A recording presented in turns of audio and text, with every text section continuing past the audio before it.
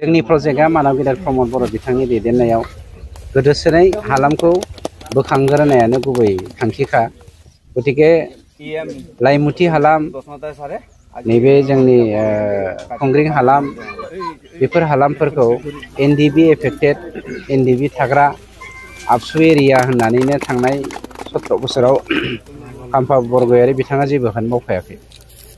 दिनै मैया बिथाङा मोनसे बिथांनि स्टेटमेन्ट हगारनाय नुदों आं, जों जेबो मावाखै होननानै। आं नंखायनो खुंग्रिङाव फैनानै बिपिएफ पार्टिखौ मानव गेदेर प्रमद बर' लिरनाय कमिउनिटि हलाव मिटिं खालामनो खावलायदों। खुंग्रिङाव फैनानै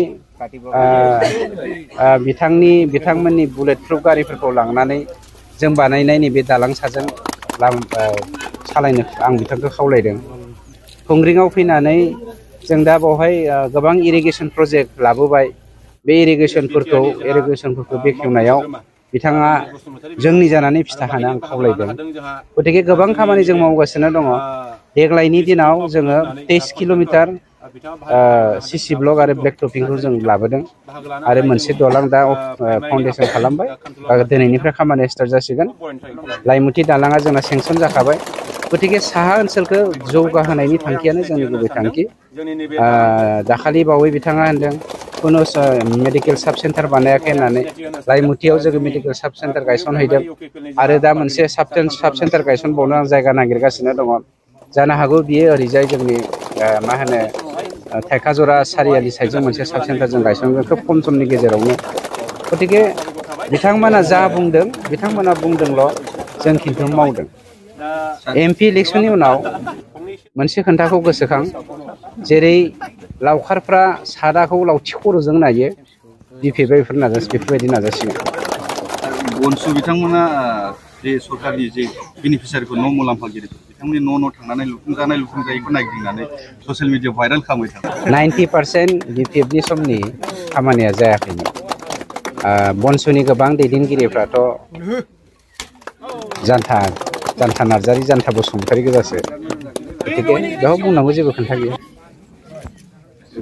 दिनै बे नोंथांमोननि ओनसोलावहाय गोदान दालां लुनो हादों देग्लाय नोंथांमोना मा जोंनि मानव गेदेर दिनै जे जोंहा बे प्रमद बिटिआर बर' सरकारनिफ्राय जे सारनि अननायाव जोंहा जेखियानो जाथों जोंनि नैबे लामायाबो गोदोनानै दालाङाबो थानाय जाखाबाय। जि जायगा, एसे बे टेकनिकेल जायगायाव जे प्रब्लेमनि जोंहा थाखाय जों बानायनो थांलाय हायाखै। फैलाय बे 5 बोसोरनि गेजेराव फरायसाफोरनि थाखाय जोबोद जोंनि हानि उसुबिदामोन। दा बे दालांखौ जोंहा सरकारा बानायना होनायखौ जोंनि थाखाय जोबोद गोजोननाय। बेसेसो गामि ओरैनोथ' जोंनि बे एरियायाव माने बुंनो थाङोब्ला 20नि गोजौआव दं। ओमफ्राय जोङो प्राइमारि हिसाबै 31टा गामि दं आरो बाखि ओरैहाय साहा गैयाब्लाबो 17टा गामि दंबावो। गासै गैयाब्लाबो 52सिम बिदि गामि जायो। दा बेफोरनि गथ'फ्रा जोंनि खुंग्रिं हाइ स्कुल, एमइ स्कुल हाबनो गोनां जायो। दा बहुद खस्थ' गोलैयोमोन। दा बेखौ मावनानै होनायनि थाखाय जोंनि थाखाय बिराद मोजां जाबाय। दा बे लामायाथ' माने जोंनिफ्रायथ' ओरै थांनानै खुंग्रिं हाबबाय, खुंग्रिंनिफ्राय जेरावबो थांनो हाबाय। बे दालाङा लुफुंजायोबा माबायदि सुबिदा जागोन? बे दालाङा लुफुंजायोबा जोंना सेथियावनो फरायसाफोरनि थाखाय 1 नाम्बाराव सुबिदा जाहैबाय। 2 नाम्बाराव थांलाय फैलाय बिजनेस सिजनेसनि थाखायबो जोंहा सुबिदा जाहैबाय। हाथाय बाजार जानायनि थाखाय, गारि मटर सालायनो थाखाय सुबिदा जाबाय। दा बेनिखायनो जोंनि एरियानि जे साफ्रोमबो रायजो राजाफ्रा गोजोननाय मोनदों आरो। बे दालांखौ मोनफुंब्ला नोंथांमोना सोलिफु सरकारखौ माबायदि साबायखर बावो? बे दालांखौ मोनफुंबाथ' माने जों दा जेरै दं बिनि आरो साबसिन जों सरकारखौ जोङो जोबोद मदद होबाय थागोन। जेसेबांसिन सरकारा थांनानै थाबाय थागोन बा सोलिबाय थागोन, एसेबांसिन जोङो बिथांमोनजोंनो बा बे सरकारजोंनो जों थाबाय थागोन। नोंथांमोननि जिथु ओनसोल हिसाबै बे दालाङाथ' जाबाय, बेनि अनगायैबो गुबुन माबाफोर नांगौ? दा बिनि अनगायै जोंहा बे दालाङाथ' माने दालांल'सो जाहैबाय। जोंहा दा नैबेनिफ्राय बे सामफुरनिफ्राय जे गोजोनस्रि बाजार बिसिम थांनाय लामाया बुहुद प्रब्लेमाव दङ। दा बेवहाय माने दैज्लां बहर समाव ससेखिनि फैनानै गथ'फ्रा स्कुलाव फैयोब्ला गोग्लैनानै मानानै थांफिननो गोनां जायो। दामाने जोंनो बे लामाखौ मोनोब्ला सरकारा जुदि बेखौ हरबावोब्ला जोंनि थाखाय गोजोननाय मोनगोन आरो। ओरैनो नोंथांमोननि एरियायावहाय माखासे जायो मोनफुंनो थाखाय नोंथाङा सरकारखौ मा खावलायनो सानो? सरकारनिफ्रायथ' जों खावलायनो सानो, जोंहा दा बेराफारसे जोंनि थानाय जेनोखि हा, बे हायाबो जोंना दासिम माने प्रसेसआव फैयाखै। ओरैनो जागोननि लामायावल' दं। दा बेखौ माने थाबैनो मावफुंनानै होयोब्ला जोंनि सायाव माने दानि सरकारनि बेलायाव जोबोद जोबोद साबायखर थागोन जाहाथे माने मावफुंनानै होयोब्ला आरो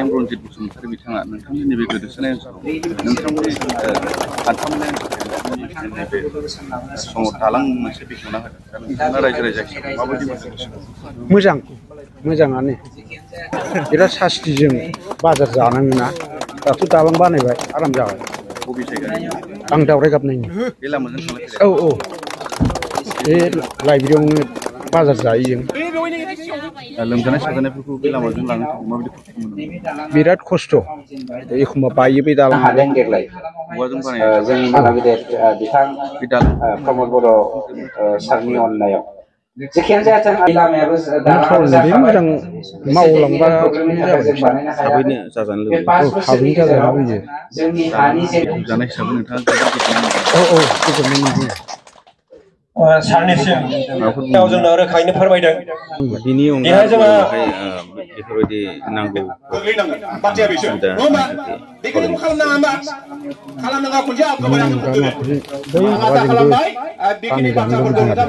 दावराय गाबनायजों दालांनि गोनांथि जादों नामा औ औवानि दालां बिराद सास्तिना जोंना मारे गाँवर खान बहुत সুখী পাইছো আৰু আমাৰ ইয়াতে গাঁৱৰ ডঙত মানে কালভাৰ্ট পাইছো আৰু ইমান বছৰ 17 বছৰ হোৱালৈকে আমি একো পোৱা নাছিল ইয়াতে কালভাৰ্ট পাইছো বহুত সুখী পাইছো আৰু ভাল পাইছো আমি প্ৰমোদ বড়ো ছাৰে ধন্যবাদ জনাইছো আৰু দিছো